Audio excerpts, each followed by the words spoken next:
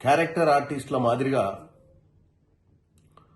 ఈ నల్లగొండ ఎలుగు బంటి జగదీశ్వర్ రెడ్డి గారు, అలాగే పాడే కౌశిక్ రెడ్డి గారు, ఒక ఆయననేమో కేటీఆర్ గారు పులి అని చెప్తారు, టైగర్ అని. ఎవరిని? జగదీశ్వర్ రెడ్డి గారిని.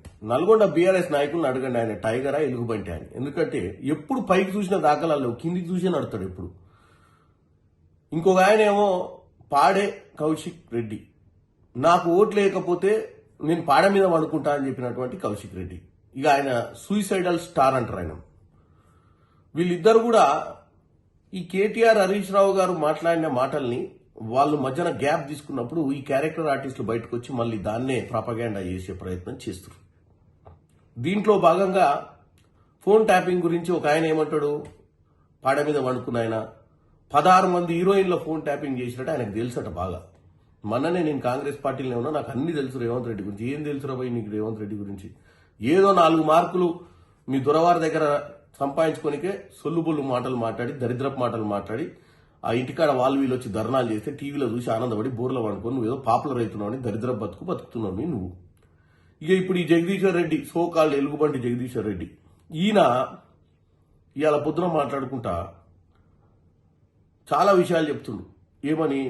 ఫోన్ ట్యాపింగ్ సొంత మంత్రులే చేస్తుంటారు రేవంత్ రెడ్డి, మాకేం నీ మీద వ్యతిరేకత లేదు, మీ మంత్రులే ఫీల్ అవుతారని. మా మంత్రులు ఎవరు ఫీల్ కావట్లేరు, మా మంత్రులందరూ ఐక్యతతోటి ప్రజాపాలన అందించే పరిస్థితిలో ప్రజాపాలన అందించే విధంగా ముందుకు పోతారు.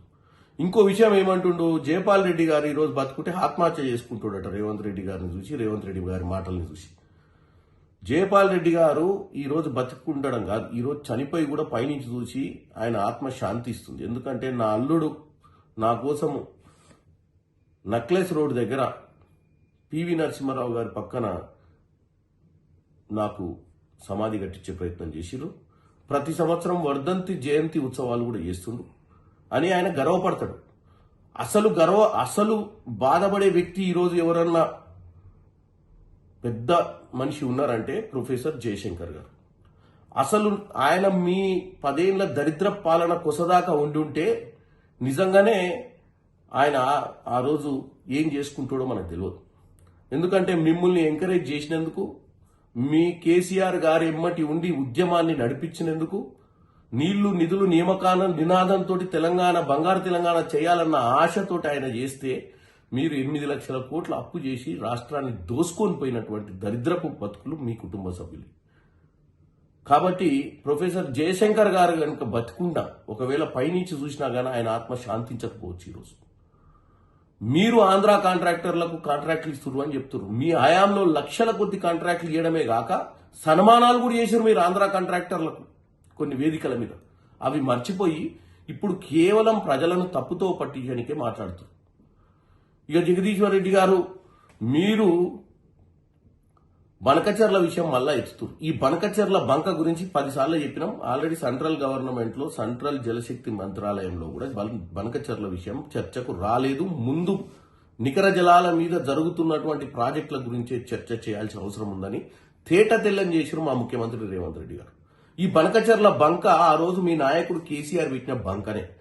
3000 వరద జలాలను అందరం వాడుకుందాము, బేసిన్లొద్దు, బేసిజాలు వద్దని చెప్పొచ్చింది మీ నాయకుడే. ఇప్పుడు వచ్చి మీరు సొల్లుబొల్లు కబుర్లు మాట్లాడే ప్రయత్నం చేస్తున్నారు. మా రేవంత్ రెడ్డి గారికి సోనియా గాంధీ గారు కితాబ్ ఇచ్చిండ్రా, ఉత్తరం రాసిరా, పక్కకు పెట్టండి. మీలో మాత్రం ఈ 2-3 రోజుల నుంచి నిద్రపోని పరిస్థితి కనపడుతుంది. భారతదేశ వ్యాప్తంగా కూడా ఇవాళ రేవంత్ రెడ్డి గారిని నువ్వు గూగుల్లో కొడతావో ఏఐలో కొడతావో, సామాజిక న్యాయం బీసీ కులగణనతోటి ఈ రోజు అందరి గుండెలకు అందరికి నచ్చిన నాయకునిగా ఎదిగిండు రేవంత్ రెడ్డి గారు. ఈవెన్ కేసీఆర్ రేవంత్ రెడ్డితో కంపేర్ చేసినా ఈ రోజు ఏ ప్లాట్ఫామ్ లో కూడా రేవంత్ రెడ్డికి దరిదాపులో లేదు. బీఆర్ఎస్ పార్టీ ముఖ్య నాయకుడు కేసీఆర్ గారు కూడా. ఇక కేటీఆర్ అంటోడు తెలియదు. కేటీఆర్ కొడితే కేసీఆర్ చూపిస్తారు. ఎందుకంటే కేటీఆర్ అనేటువంటి ఇండివిజువల్ గా ఈ దేశంలో నేషనల్ స్థాయిలో ఏం చేసింది లేదు. ఏమైనా తప్పుడు ప్రచారంలో గోబల్స్ ఎవడు బాగా ప్రచారం చేశారంటే కేటీఆర్ పేరు వచ్చే ప్రయత్నం జరుగుతుంది ఈరోజు ఏ ప్లాట్ఫామ్ మీదనైనా. కాబట్టి నేను ఒకటే చెప్తున్నా, ఈ చెడు ప్రచారాలు చేసి పబ్బం గడుపుకునేటువంటి ప్రయత్నం చేయొద్దు. ఎందుకంటే జగదీశ్వర్ రెడ్డి గారు నాకు తెలిసి ఏం జరిగిందో నువ్వు ఒక నాయకునికి చెప్పినావని చెప్పి చెప్తున్నారు. నువ్వు వెనకట మీ దొరవారికి ఉద్యమం సమయంలో సోడా కలిపే సమయంలో మీ దొరవారిని అడిగినమాట. దొరవారు ఇంత కష్టపడుతున్నాం, మరి మనకేమన్నా తెలంగాణ వస్తుంది అంటే ఏడవైందిరా తెలంగాణ రానికే. తెలంగాణ ఈయన్నే ఉంది, గాన్నే ఉంటుంది. మనం పెట్టిన పార్టీ ఎందుకంటే మనము బై ఎలక్షన్లు కలెక్షన్లు చేసుకోవడం తప్ప దోచుకోవడం దాచుకోవడం అనే సిద్ధాంతం మనది. అంతే తప్ప తెలంగాణ రాదు పాడు రాదు అని చెప్పినటువంటి దాఖలాలు ఇదే సోడా మిక్సర్ కి చెప్పింది వాళ్ళ బాస్. కాకపోతే ఆ రోజు సోనియా గాంధీ గారు ఇచ్చిన మాట ప్రకారం తెలంగాణ ఇస్తే వీళ్ళకున్న కల్లుబొల్లు కబుర్లు చెప్పే మాటలతో అధికారంలోకి వచ్చి దోచుకుర్రే తప్ప ఈ జగదీశ్వర్ రెడ్డి 100% విట్నెస్.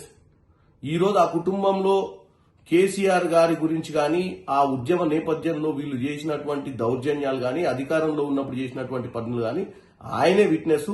మరి ఆయన మనస్సాక్షి ఎట్లా ఒప్పుకుంటుందో ఈ రోజు